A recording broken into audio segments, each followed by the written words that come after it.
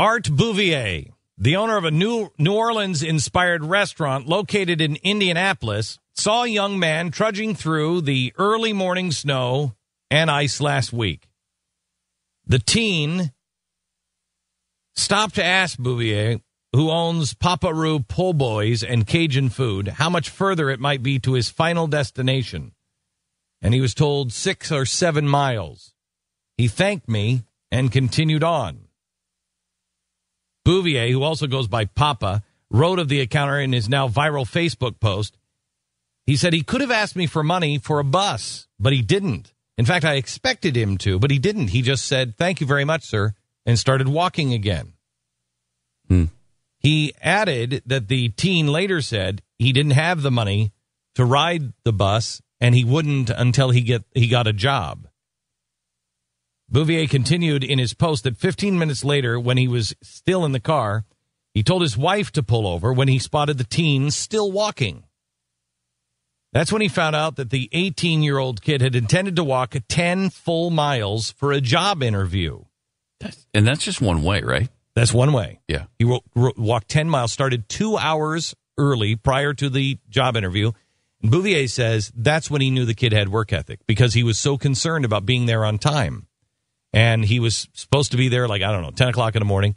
He started walking at 8 because he didn't want to miss anything. I kept thinking to myself, here's a kid walking almost 10 miles in the ice and slush and the snow for a job of minimum wage, a job that Americans just won't do.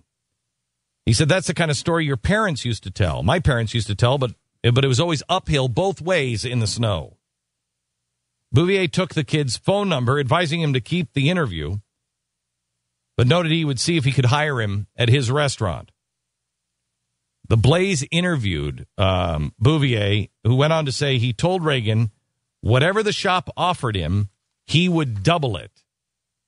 Bouvier then told us that Reagan later learned that he did well in the interview with the other establishment, but the position had already been filled. So he walked 10 miles. Jeez. Can you call him in advance a little bit? I mean, And here's an amazing thing. He walks 10 miles. He does the interview. He's already got a guy who says, I'll double whatever they offer you. And he calls and says the position was already filled. It was minimum wage. He could have said, they offered me $20 an hour. But he didn't. He said they didn't offer me a job. They didn't have a job. Bouvier says, it's been a while since I met somebody so young with a work ethic like that. When he saw Reagan walking 2 hours ahead for his interview, he to ensure that he would be on time, Bouvier told the Blaze that he knew it was a sign of work ethic. I tell every single applicant, I can show you the ropes, but I can't teach you ethic and work ethic. Show up, be on time, don't be disappointed, and don't disappoint your crew. He said, people call all the time at 9:55 to say they won't make it for 10 o'clock. You know before 9:55 that you're not going to make the shift. Don't ever make somebody else take that 9:55 phone call. Reagan's reaction to the news that he got the job, I'm just lucky I met him. I'm really lucky I met him. The reason why he was walking 10 miles, think of this kid. I love this kid. I just love this kid. He said it's been hard finding opportunities because he was forced to quit school 2 years ago when his mother died. He completed his GED while staying at home to care for his siblings. Now that he has a job and a following on Facebook, he says, I don't even know it's crazy. It's really crazy. My heart's just racing right now. I'm too excited. I'm so excited to start. Can we get this kid on the phone tomorrow, please? Call the Blaze and see if we can get him on the phone. I'd love to talk to him. Love to hire him, actually. We have from time to time, we hire interns here many times. And they come in, and I think our policy, at least in Dallas, I don't know what it is in New York, but I think our policy here is in Dallas that you can work one semester for free. But that's how we separate the riffraff.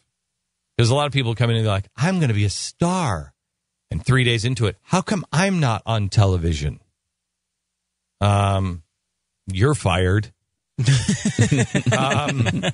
that's how it was in my entire life of radio. I remember one of the things when I first started interning for Glenn back in like 1917. That was the thing. Every intern, Wilson years. Yeah, I know the Wilson years. Every single person who would want to come in and intern seemed to be so focused on either getting concert tickets or being on the air the next week. None of them wanted to go do all the crappy work that you usually had to be doing. We never took internships for a long time. We never took internships, and it's because we had a very bad run with interns. Because remember, we were taking these college students, and they all felt so entitled that they wouldn't do things. They'd be like, "Yeah, I can't." It was the 9:55 thing. Jeez. I can't make it today, and then they would show up the next day without saying anything about how they left us in the lurch. And they'd be like, really? I gotta stuff these envelopes? It's not part of my job. I'm not learning anything here. Yeah, what am I learning? To sound like my dad for a second, remember what it was like when we got into radio? I would have done anything at the radio station. Anything. Anytime there was production to do, you wanted me to do a commercial, you wanted me to record a commercial that somebody else already did, I'll just dub it off. That's fine. I would do mountains of stuff that they just pawn off on me. That's it's rare. You almost never see that anymore. Well, we're lucky enough. We're lucky enough, like all of our floor crew and all of the crew here in Dallas and up in New York. Mm-hmm. I've never heard that from anybody. These guys, they work their butts off every single day. We have the editing department up in New York, and our editing department here is good too. And I don't mean to compare, and I'm not trying to start a war or anything, but I just happened to get a note from somebody up in New York. In fact, it was Joel. Now, Joel has worked at some of the, he's network. He's worked with some of the best editors around. He said, Glenn, I just want you to know. He said, you challenged the editors up in New York when last time I was up in New York, and I challenged them. And I said, I want you to think out of the box. I want you to push. I don't want you to take no for an answer. I want you to dream, and whatever you do, do not get into that television box. Don't, because everybody good dies in that little, okay, now I'm just going to make the donuts. I said, don't do it. And I challenged them. And Joel just said, Glenn, I want you to know, I think this is a quote. I believe, let me read it. This is the most talented team that I have had the privilege of working with. They are some of the world's best. That's amazing. And they're all 20-somethings. And the difference is they work. Look at this. When you challenge people at the town hall meeting to create and innovate, these four really took it to heart. A lack of equipment is no barrier to them. They spend hours on their own time coming up with new ways to be creative and execute at a level, given their relative lack of experience, that is nothing short of amazing. The best part is they're all in their 20s or very early 30s, and their best years are still ahead of them. They're not jaded, and they don't recognize limitations. They will be. Oh, they will be. Yes. How great is that? It's awesome.